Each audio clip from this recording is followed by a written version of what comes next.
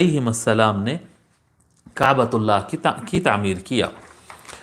آیت نمبر 128، ربنا وجعلنا مسلمین لک ومن ذریتنا امتا مسلمتا لک وارنا مناسکنا وتب علینا انک انت التواب الرحیم۔ اللہ تبارک و تعالیٰ فرماتا ہے ربنا وجعلنا، انہوں نے دعا کی، حضرت ابراہیم علیہ السلام آگے کنٹینیو دعا کرتے، ربنا وجعلنا مسلمین لک، اے ہمارے پروردگار، وجعلنا اور ہمیں بنا دے، اور ہمیں بنا دے، اجعل بنا، اجعلنا ہمیں بنا دے، وجعلنا اور ہمیں بنا دے، مسلمین، مسلمین نہیں ہے یہ، مسلم ایک ہے، مسلمین دو ہے، اور مسلمون تین ہو جاتے ہیں، مسلمون یا مسلمین اگر کہیں گے تو تین یا تین سے زیادہ ہوتے ہیں، دو کے لیے عربی میں الگ صیغہ آتا ہے،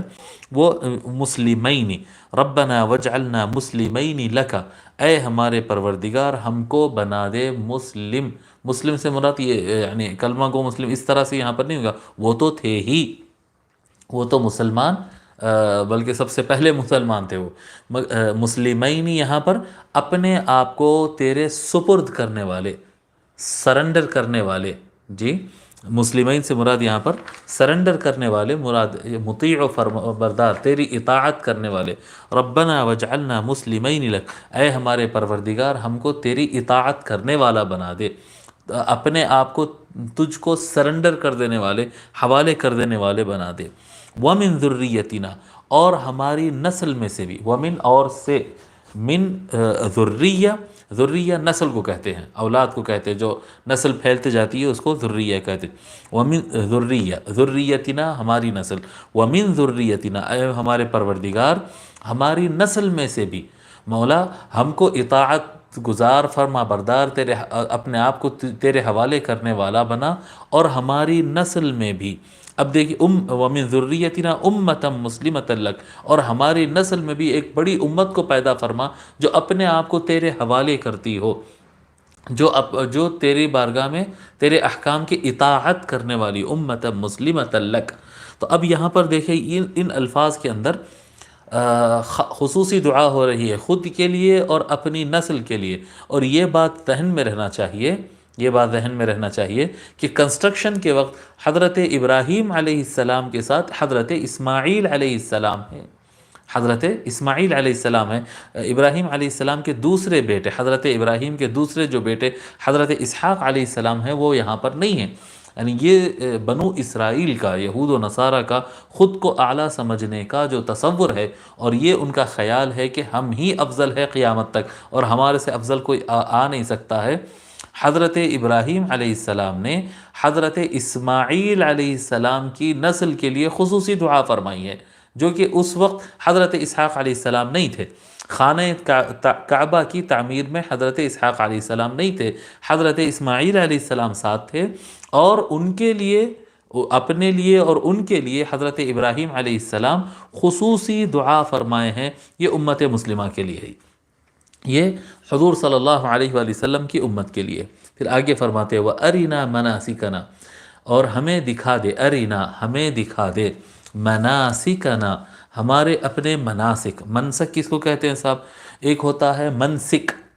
منسک اگر کہیں گے تو جس جگہ پہ عبادت کی جاتی ہے اس کو منسک کہتے ہیں، اور منسک کہتے ہیں اس عبادت کو، کیا عبادت کرنا ہے، کیا ایکشنز کرنا ہے، جو ایکشنز ہوتے ہیں عبادت کے ایکشنز کو منسک کہیں گے، سین کو زبر لگا کر، اور اگر سین کو زیر سے پڑھے تو عبادت کی جگہ، یعنی منسک جو ہے وہ کعبۃ اللہ ہے، اور منسک، منسک کیا ہے؟ منسک حج ہے، وَأَرِنَا مَنَاسِكَنَا، منسک کی جمع مناسک، منسک کی جمع مناسک،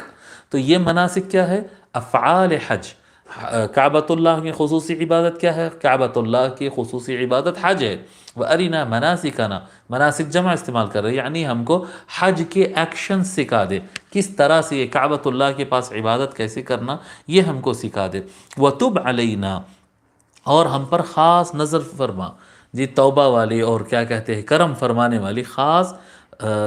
ہمارے طرف نظر فرما، وَتُبْ عَلَيْنَا، تابہ یتوب کہتے ہیں پلٹ کر آنے کو نا، بندہ توبہ کرتا ہے تو اللہ کی طرف جاتا ہے، اللہ توبہ قبول کرتا ہے یعنی بندے کی طرف آتا ہے، ٹھیک ہے، تو تب علینا اور ہم پر توبہ، ہماری توبہ قبول فرما، یعنی ہم پر لطف و کرم فرما، انک انت التواب الرحیم، بے شک تو ہی توبہ قبول فرمانے والا، کرم فرمانے والا اور رحمت کرنے والا ہے، بے شک تو ہی خاص طور پر رحم فرمانے والا ہے۔ اب یہاں پر حضرت بحر العلوم رحمۃ اللہ علیہ چند الفاظ میں یعنی بالکل اختصار کے ساتھ حج کا اصل بتا دیے سارا اس آیت کے تحت۔ حالانکہ اس آیت میں حج کا ڈائریکٹ ذکر نہیں ہے، مناسکنا کا لفظ ہے، یعنی حج کے ایکشن سکھا دے، تو حج کے ایکشنز کو اجمالاً مختصر طور پر حج کے ایکشنز کو حضرت بحر العلوم رحمۃ اللہ علیہ بیان فرماتے ہیں اور کہتے ہیں حج کے فرائض 3 ہیں، حج کے 3 فرض ہوتے ہیں۔ کیا ہے؟ ایک احرام جو حج کے صحیح ہونے کے لیے شرط ہے، دوسرا عرفات میں ٹھہرنا، عرفہ میں ٹھہرتے نا، عرفات میں ٹھہرنا، اور طواف زیارت، جو وہاں پر پہنچنے پر جو طواف کرتے، طواف زیارت۔ یہ 3 جو ہے فرائض حج ہے، ان میں سے ایک بھی اگر کم ہو جائے، چھوٹ جائے، اونچ نیچ ہو جائے تو حج ہوتا ہی نہیں۔ حج کے لیے یہ 3 چیزیں لازم ہیں، یہ فرض ہے۔ پھر اس کے بعد فرماتے ہیں واجبات حج 5 ہے جی، حج کے فرض 3 ہیں اور حج کے واجبات 5 ہے۔ وہ کیا ہے صاحب؟ فرماتے ہیں مزدلفہ میں ٹھہرنا، رمی جمار کنکریاں مارنا، حلق کرنا، سر منانا یا بال چھوٹے کرنا، تقصیر، حلق یا تقصیر کہتے ہیں، پورے بال نکال دینا یا کچھ بال کاٹنا، حلق یا تقصیر۔ پھر سعی یعنی صفا اور مروہ کے درمیان چلنا اور دوڑنا، اور 5 طواف صدر، طواف صدر۔ تو یہ 5 اعمال ایسے، 5 ایکشنز ایسے ہیں واجب۔ اور واجب کس کو کہیں گے؟ جس میں کمی بیشی ہونے، چھوٹنے کے، غلطی ہونے کا جہاں پر چانسز ہو، تو اگر غلطی ہو جائے ان میں تو اس پر دم لازم آتا ہے، یعنی بکرا قربان کرنا۔ وہ عید کے بکرے کے علاوہ کیا کہتے ہیں، کفارے کے طور پر دم دینا، یعنی بکرا ذبح کرنا پڑتا ہے کفارے کے طور پر۔ تو یہ 5 واجبات حج ہے اور 3 فرائض حج ہے حضرت۔ باقی اس کے علاوہ جو کچھ ہے، فرماتے ہیں باقی تمام آداب حج ہے ان کا کرنا بہتر ہے۔ اس کے علاوہ جتنے چیزیں ملیں گے آپ کو، یہ 3 اور 5 کے علاوہ جتنے چیزیں ہیں وہ سارے کے سارے جو ہے وہ آداب حج ہے، جتنا کرتے چلے جاؤ اس میں ثواب ملے گا، اور اگر کوئی چیز چھوٹ جائے تب بھی حج ادا ہو جاتا ہے۔ اور مزید اس کے اندر جو ہے حضرت بحر العلوم رحمۃ اللہ علیہ کافی تفصیل لکھے ہیں، اگر آپ کے پاس تفسیر صدیقی ہو تو آپ مطالعہ کریں۔ یعنی حج سے متعلق بڑی اچھی کیا کہتے ہیں، صرف 1.5 پیج میں، 1.5 پیج میں پورا حج سمجھا دیا حضرت بحر العلوم رحمۃ اللہ علیہ۔ بڑی اچھی تشریح ہے، آپ حضرات ضرور اس کو پڑھیں۔